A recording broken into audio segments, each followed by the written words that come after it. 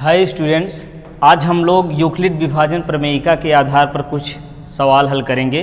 पिछले वीडियो में हमने यूक्लिड विभाजन प्रमेयिका के बारे में बताया था। उस वीडियो को देखने के बाद आप इस वीडियो को देखिए तो ये बिल्कुल आसानी से समझ में आएगा। तो इसको हम सॉल्व करेंगे कैसे? तो सबसे पहले इस प्रश्न को समझते हैं। क्या कह रहा है कि दर्शाइए कि प्रत्येक धनात्मक समपूर्णांक 2q के रूप का होता है। प्रत्येक धनात्मक समपूर्णांक 2q के रूप का होता है, ये हमको सिद्ध करना है। और क्या सिद्ध करना है? प्रत्येक धनात्मक विषम पूर्णांक 2q प्लस 1 के रूप का होता है। q क्या है? कोई पूर्णांक है। ठीक है, चलिए तो इसको हम सॉल्व करेंगे कैसे? सॉल्व करने के लिए इसमें हम सबसे पहले मानेंगे, क्या मानेंगे? वही यूक्लिड विभाजन प्रमेयिका। माना a और b, a तथा b कुछ भी लिखिए क्या है। अभी पिछला वीडियो यदि आपने देखा होगा तो हमने बताया था a और b जो होते हैं वो क्या होते हैं? धनात्मक पूर्णांक होते हैं। क्या होते हैं? धनात्मक पूर्णांक हैं। धनात्मक पूर्णांक हैं। ठीक, और q तथा r क्या है इसमें? q तथा r क्या है? पूर्ण संख्याएं हैं। पूर्ण संख्याएं हैं। ठीक, और यहाँ अब देखिए यूक्लिड विभाजन प्रमेयिका हम यहाँ लिख देते हैं। यूक्लिड, इतना लिखने के बाद ये यूक्लिड विभाजन प्रमेयिका। यूक्लिड विभाजन प्रमेयिका क्या है? a = bq प्लस r, जहाँ r क्या है? शून्य से छोटा है, शून्य से बड़ा है। शून्य से बड़ा या शून्य के बराबर हो सकता है और b से छोटा होगा।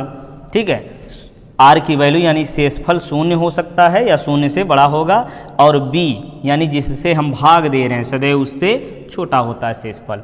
ठीक, ये है। तो इस स्थिति में हमको यहाँ क्या मिला? 0rb और इधर a bq प्लस r। तो यहाँ q में कितने का गुणा है? 2 का, यानी b की वैल्यू कितनी मिल गई? 2। तो यहाँ पर हमको क्या मिला? b = 2। तब यूक्लिड विभाजन प्रमेयिका हमको क्या मिल जाएगी? तब a = bq प्लस r। तो यहाँ क्या होगा? जहाँ r की वैल्यू हम यहाँ देखेंगे, r की वैल्यू शून्य हो सकती है, ने बताया शून्य से बड़ी होगी और b से छोटी होगी। b कितना है? 2। 2 से छोटा, शून्य से बड़ा कौन सी संख्या? 1 हो गई। तो शून्य से शुरुआत कीजिए, जाओ b का जो मान है उससे 1 कम तक जाइए, जैसे 0 और 1 हो गया। यदि b की वैल्यू हमको 3 मिलती तो r कितना मिलता? 0, 1 और 2। यदि 4 मिलता b की वैल्यू तो 0, 1, 2, 3। इस तरीके से r की वैल्यू यहाँ मिल जाएगी। अब यह क्या करेंगे? जितना r की वैल्यू मिला है उतनी बार इस मान को रख करके ज्ञात करेंगे कि ये जो हमको सिद्ध करना है वो चीज आएगा। कैसे आएगा? चलिए पहला केस देखते हैं। केस इतना सॉल्व करके आप नीचे क्रमशः लिखते रहिए। तो केस 1, पहली स्थिति में हम लिखेंगे क्या? r की वैल्यू कितना है? 0। जब r की वैल्यू यहाँ पर हम 0 रखेंगे तो कितना मिलेगा? या ऐसे लिखिए, केस 1, जब r = 0 तब a = क्या मिलेगा? 2q। a = 2q। अब यहाँ देखिए 2 से गुणा है q में, इसका मतलब ये क्या है? 2 से विभाज्य है, 2 से विभाजित है। यहाँ लिखेंगे हम, इतना लिखने के बाद यह संख्या 2 से क्या है? विभाजित है, यानी 2 से कट जाएगी। यह संख्या 2 से विभाजित है। 2 से विभाजित होने वाली संख्याएं क्या होती? सम संख्याएं होती हैं। पिछले वीडियो हमने बताया था। तो यह संख्या 2 से विभाजित है, इसलिए क्या होगी? सम संख्या होगी। हम यहाँ लिखेंगे अतः, अब 2q क्या है? अतः 2q क्या है? 2q 2 से विभाजित है तो इसका मतलब यह एक धनात्मक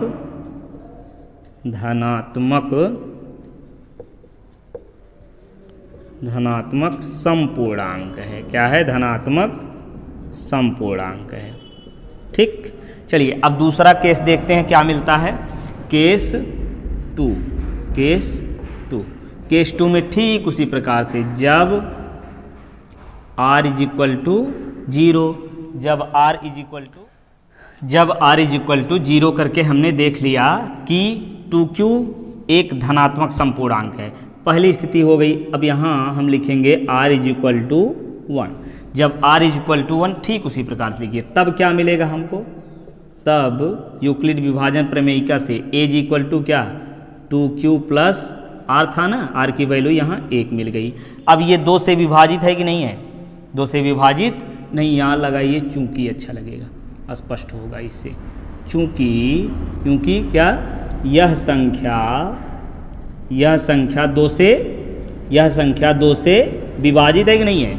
यह संख्या 2 से विभाजित नहीं है, यानी 2 से नहीं कटेगी, विभाजित नहीं है। अतः जो 2 से विभाजित नहीं होती है संख्या, वो क्या होती है? विषम संख्या होती है। तो क्यों प्रश्न में कहा गया है कि कोई पूर्णांक है। ठीक है, तो क्यों पूर्णांक है, ये जो है क्यों किसी भी पूर्णांक में 2 से गुणा करेंगे सम हो जाएगी, 1 से गुणा कर 1 जोड़ देंगे तो विषम हो गया। तो ये 2 से विभाजित नहीं है, यहीं से समझ लीजिए। अगर 2 से विभाजित नहीं है तो क्या होगा? विषम संख्या होगी। तो अतः 2q प्लस 1 क्या मिला हमको? 2q प्लस 1 एक क्या है? धनात्मक विषम पूर्णांक है, धनात्मक विषम पूर्णांक है। इस प्रकार से सवाल सॉल्व करेंगे भैया। तो हम जो सिद्ध करना चाहते थे वो सिद्ध हो गया। क्या सिद्ध करना था हमको? कि 2q जो है वो एक धनात्मक समपूर्णांक है और 2q प्लस 1 क्या है? एक धनात्मक विषम पूर्णांक है। ठीक इसी प्रकार से हम क्वेश्चन इसमें सॉल्व करेंगे। ठीक, एक बार फिर समझिए।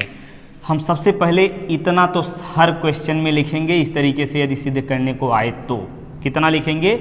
a और b धनात्मक पूर्णांक है, q तथा r पूर्ण संख्याएं हैं। यूक्लिड विभाजन प्रमेयिका लिख देंगे, जहां 0 r की वैल्यू 0 से बड़ी होगी और b से छोटी होगी। और अब देखेंगे b की वैल्यू कितनी मिली है। q में जितने से गुणा हो वही b हो जाता है।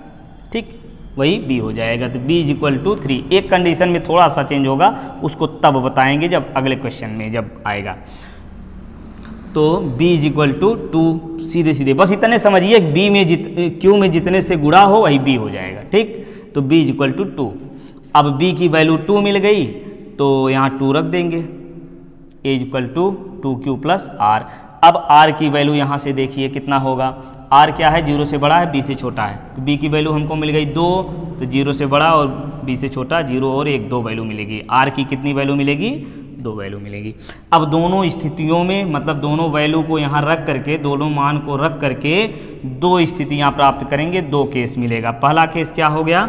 जब r इज इक्वल टू 0। पहली स्थिति में r इज इक्वल टू 0 जब करेंगे तो r की जगह यहाँ 0 रख दीजिए, 2q प्लस 0, जोड़ें या घटाएं, जो 0 कोई मतलब नहीं। a इक्वल टू 2q, अब ये 2 से विभाजित है, अतः 2q धनात्मक समपूर्णांक मिल गया। केस 2 में क्या करेंगे? r इज इक्वल टू 1 रख देंगे। 1 जब रखें तो a is equal to 2q plus 1, r की जगह 1 हो गया। ये क्या हो गया? यह 2 से विभाजित नहीं है, ये संख्या 2 से विभाजित नहीं है, इसलिए 2q प्लस 1 एक धनात्मक विषम पूर्णांक है। ठीक है, अब समझ में आ गया होगा। चलिए अगला क्वेश्चन सॉल्व करते हैं। जैसे दर्शाइए कि एक धनात्मक विषम पूर्णांक 4q प्लस 1 या 4q प्लस 3 के रूप का होता है, जहां q एक पूर्णांक है। हमको क्या सिद्ध करना है? 4q प्लस 1 और 4q प्लस 3 क्या है? धनात्मक विषम पूर्णांक है। क्या सिद्ध करना है? 4q प्लस 1 और 4q प्लस 3 धनात्मक विषम पूर्णांक है। यूक्लिड विभाजन प्रमेयिका की सहायता से हम इसको सिद्ध करेंगे। तो इसको लिखेंगे कैसे? यूक्लिड विभाजन प्रमेयिका पहले लिख दीजिए। क्या लिखेंगे? माना a और b क्या है? धनात्मक पूर्णांक हैं। a और b धनात्मक पूर्णांक हैं। Q और R क्या है इसमें? Q और R पूर्ण संख्याएं हैं। Q और R पूर्ण संख्याएं हैं। अब इसके बाद यहाँ क्या लिखेंगे? यूक्लिड विभाजन प्रमेयिका। यूक्लिड विभाजन प्रमेयिका क्या है? A is equal to B Q plus R. A is equal to B Q plus R, जहाँ R की वैल्यू कितना है? 0 से बड़ी है और 0 के बराबर है और B से छोटी है। R क्या है? 0 से बड़ी है, B से छोटी है। फिर इसके बाद क्या लिखते हैं? इस क्वेश्चन में B की वैल्यू ढूंढते हैं। इस क्वेश्चन में B की वैल्यू कितना है? Q में B का गुणा है, Q में 4 का गुणा है। यहाँ हमको क्या मिला? यहाँ यानी इस क्वेश्चन में B इज इक्वल टू 4। अब B इज इक्वल टू 4 मिल गया तो यूक्लिड विभाजन प्रमेयिका कितनी हो जाएगी? तब A इज इक्वल टू कितना मिला? B की जगह यहाँ 4 रख दो, 4 प्लस Q प्लस R। ठीक, तो ये मिल गया यूक्लिड विभाजन प्रमेयिका से इतना मिला।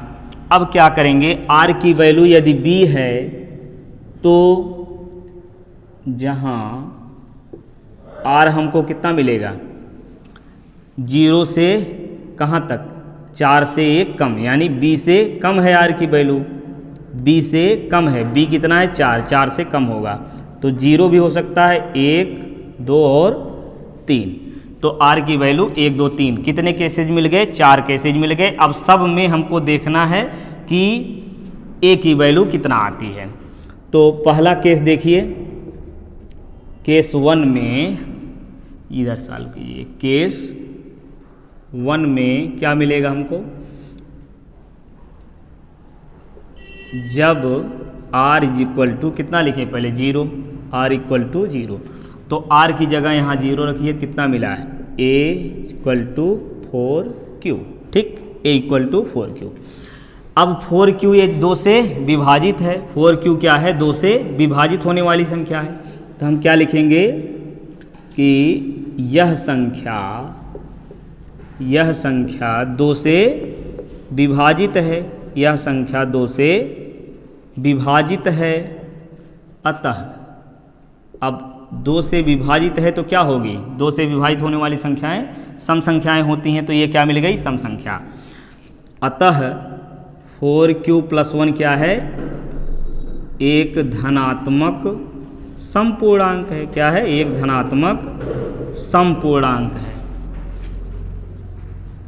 एक धनात्मक समपूर्णांक है। फिर ये पहली स्थिति मिल गई। दूसरी स्थिति में ठीक उसी प्रकार से सिद्ध करेंगे। केस 2। केस 2 में क्या? जब R इक्वल टू 1, अब रखिए 1 रख देंगे तो A की वैल्यू कितनी मिली? 4Q plus 1। अब 4Q प्लस 1 ये 2 से विभाजित है कि नहीं है? एक जुड़ा है, इधर 4 से गुणा है, तो इसका मतलब ये 2 से विभाजित नहीं होगी। तो यह संख्या 2 से विभाजित नहीं है। यह संख्या 2 से विभाजित नहीं है। और जब यह संख्या 2 से विभाजित नहीं है तो ये क्या होगी? विषम संख्या होगी। तो यहाँ ठीक उसी प्रकार से लिखेंगे। अतः क्या? ठीक उसी प्रकार से 4Q यहाँ लिखा गया, तो यहाँ क्या लिखेंगे? 4Q प्लस 1 एक धनात्मक विषम पूर्णांक है। तो पहला चीज जो हमको सिद्ध करना था वो यहाँ मिल गया। क्या सिद्ध करना था? 4Q प्लस 1 धनात्मक विषम पूर्णांक है। ठीक, इसी प्रकार से 2 और 1 3 रख करके सिद्ध करेंगे। ठीक, चलिए देख लेते हैं, यहीं हम मिटा के फिर से बता देंगे। तो तीसरे केस में क्या लिखेंगे? जब R इज इक्वल टू कितना हो गया? 1 हो गया। अब इसके बाद रखेंगे 2। R की वैल्यू 2 रखिए, और जब R की वैल्यू 2 रखेंगे तब A बराबर कितना मिलेगा? 4Q plus 2। तो यहाँ 2 से 2 कॉमन लेंगे तो क्या मिलेगा? 2Q plus 1। इसका मतलब ये विषम संख्या, विषम संख्या में 2 से गुणा कर देंगे तो सम संख्या हो जाएगी, यानी 2 से गुणा है तो 2 से कटेगी भी, 2 से यह संख्या कट जाएगी यानी 2 से विभाजित हो जाएगी। यहाँ क्या मिला हमको, यह संख्या क्या है, 2 से यह संख्या 2 से विभाजित है, यह संख्या 2 से विभाजित है। अगर यह संख्या 2 से विभाजित है तो क्या हो जाएगी, अतः कितना 4q + 2 ये मिला। ये क्या हो गई, 1 2 से विभाजित है तो धनात्मक सम पूर्णांक, यदि 2 से विभाजित नहीं होती धनात्मक विषम पूर्णांक लिखते। चलिए अगला देखेंगे इसके बाद। ठीक इसी प्रकार से अब 3 रख करके चेक करिए, तो 3 रख करके जब चेक करेंगे तो क्या मिलेगा, यहाँ 3 रखिए तो 3 रखेंगे तो क्या मिलेगा, a = 4q + 3। अब ये क्या होगा, 4 से गुणा हो गया फिर 3 जोड़ा गया यानी विषम संख्या जोड़ी गई है, तो ये क्या होगा, 3 से 2 से विभाजित नहीं होगी। यह संख्या 2 से विभाजित नहीं है, यह संख्या 2 से विभाजित नहीं है। फिर क्या लिखेंगे, अतः सेम वही स्टेप है। अतः यह क्या होगा, यह मतलब 4q + 3 एक धनात्मक 2 से विभाजित नहीं है तो विषम होगा, एक धनात्मक विषम पूर्णांक होगा। क्या होगा, विषम पूर्णांक होगा। तो यही हमको सिद्ध करना था कि 4q + 1 एक धनात्मक विषम पूर्णांक है और 4q + 3 एक धनात्मक विषम पूर्णांक है। तो इस तरीके से हम सिद्ध कर सकते हैं।